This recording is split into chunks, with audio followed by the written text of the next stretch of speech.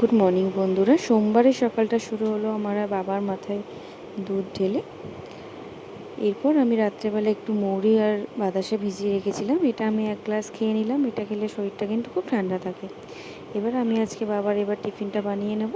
রাতেরবেলা কুদলিগুলো সব রেখেছিলাম, এবং এটা সকালবেলা ভালো করে কষলে কষলে ধুয়ে নিলাম, যেহেতু কুদলির গায়ে একটু বেশি নোংরা থাকে। এরপর লোটে মাছটাও ফ্রিজে যেহেতু রাখা ছিল, ওটাও একটু জলে রেখে দিলাম। কুদলিগুলো কেটে ভালো করে নুন হলুদ এগুলো আমি একে একে মাখিয়ে নিলাম। আপনারা আপনাদের পরিমাণ মতো মাখিয়ে নেবেন। এবার কড়াই গরম হয়ে গেলে তেলের মধ্যে একটা শুকনো লঙ্কা ভেজে নিলাম, এবং একে একে কুদলিগুলো ছেড়ে দিলাম। কুদলিগুলো একটু নাড়াচাড়া করে একটা থালা দিয়ে ঢেকে নিলাম, যাতে একটু সেদ্ধ হয়। ততক্ষণে ভাতও হচ্ছে। এদিকে আমি রুটি করব বলে আটাও মেখে নিয়েছি। আর একটা ভালো করে মেখে নিলাম, এবং আরেকটা লেচি কেটে আমি রেখে দেবো। এদিকে কুদলি ভাজাও প্রায় আমার রেডি হয়ে গেছে। এদিকে আটার লিচিগুলো কাটা হয়ে গেছে। এক এক করে আমার কুদলি ভাজার সাথে সাথে রুটিগুলো আমি এক এক করে নিলাম। বাবার টিফিন তৈরি হয়ে গেছে। এদিকে বাড়ির সবার জন্য চাও বসিয়ে দিয়েছি। আর এদিকে আমি এক এক করে আলু পেঁয়াজ টমেটো আদা রসুন বেটে নিয়েছি লোটে মাছটা করে নেব বলে। কড়াই গরম হয়ে গেলে তাতে আমি একে একে এবার ফোড়নগুলো দিয়ে দেবো। আমি একটু জিরে ফোড়ন দিয়েছি, এরপর শুকনো লঙ্কা ফোড়ন দেব। ভালো করে নেড়ে নিয়ে যেই একটু শুকনো লঙ্কাটা লাল লাল ভাজা হয়ে গেল, এর মধ্যে আমি এক এক করে আলু পেঁয়াজ দিয়ে ভালো করে ভেজে নিচ্ছি। এটা আমার তো লোটে মাছ খেতে খুবই পছন্দ হয়, যেহেতু এটা লোটে মাছের সিজন।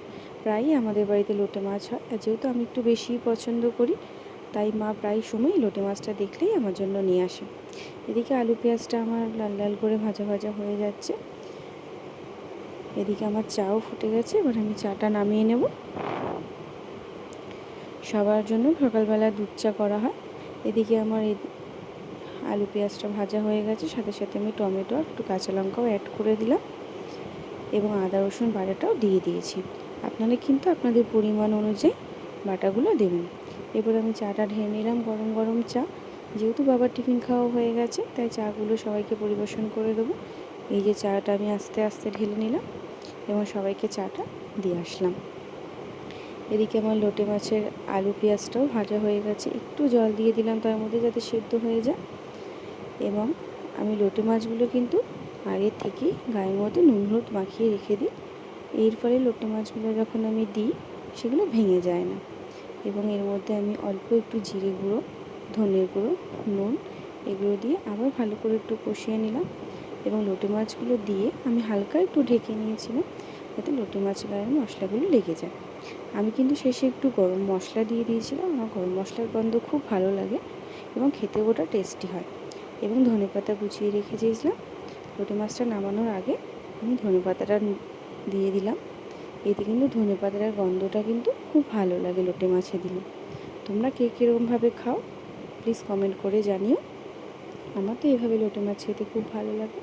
আমার লোটে মাছ কিন্তু একদম রেডি। আমার কিন্তু এরকম গোটা গোটা লোটে মাছ খেতে খুবই ভালো লাগে। যেহেতু আমি অফিস নিয়ে যাব, তাই আমি আমার জন্য অল্প করে নিলাম।